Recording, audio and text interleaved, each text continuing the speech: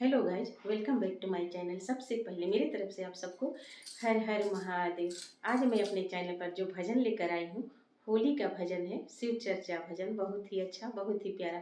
आप लोग लास्ट तक देखिएगा, बहुत ही अच्छा लगता है। और अगर अच्छा लगेगा तो लाइक शेयर सब्सक्राइब जरूर कर दीजिएगा। और अगर अच्छा लगेगा तो शेयर भी कीजिएगा और कमेंट में बताइएगा कैसा लगा।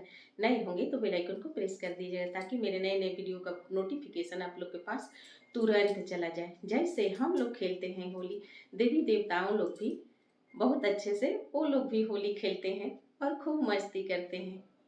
अगर आप लोग ये भजन गाएंगी शिव चर्चा में तो पूरे ग्रुप के साथ खेलिएगा, पूरे ग्रुप के साथ ये भजन गाइएगा। बहुत ही अच्छा लगता है, बहुत ही प्यारा लगता है। भोला बसा सवार, भोला बसा सवार, देवलोक में खोले होली।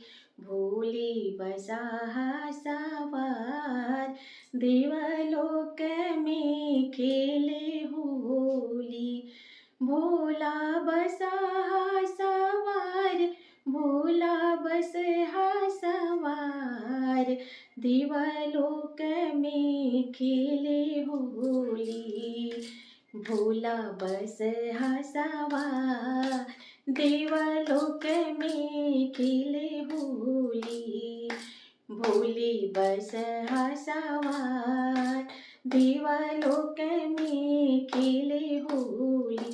खेलत खेलत गैले ब्रह्मा जी के लोकवा, खेलत खेलत गैले ब्रह्मा जी के लोकवा। ब्रह्मा जी के लोकवा हो, ब्रह्मा जी के लोकवा। ब्रह्मा जी के लोकवा हो, ब्रह्मा जी के लोकवा। ब्रह्मा जी अबीर ले लेखाड़ हो, मैया सरस्वती अबीर ले लेखाड़। देवलोक में खेले होली। भोला बसा सवार, देवलोक में खेले होली। भोला बसा सवार, देवलोक में खेले होली। खेलत खेलत गैले विष्णु जी के लोकवा, खेलत खेलत गैले विष्णु जी के लोकवा। विष्णु जी के लोकवा हो, विष्णु जी के लोकवा। विष्णु जी के लोकवा हो, विष्णु जी के लोकवा। विष्णु जी अबीर ले लेखाड़ हो, मैया लक्ष्मी अबीर ले लेखाड़। देवलोक में खेले होली, देवलोक में खेले होली। शिव बसा सवार, देवलोक में खेले होली।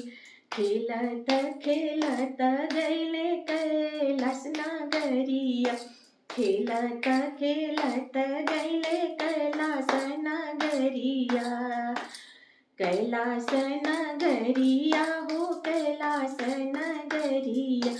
मैया पार्वती अबीर ले लेखाड़ हो, मैया पार्वती अबीर ले लेखाड़। देवलोक में खेले होली। शिव बसा सवार, देवलोक में खेले होली। देवलोक में खेले होली। शिव बसा सवार, शिव बसा सवार, देवलोक में खेले होली। खेलत खेलत अइले एही शिव चर्चा, खेलत खेलत अइले ही शिव चर्चा। सेवकाया बीर ले लेखाड़ हो, सब सेवकाया बीर ले लेखाड़।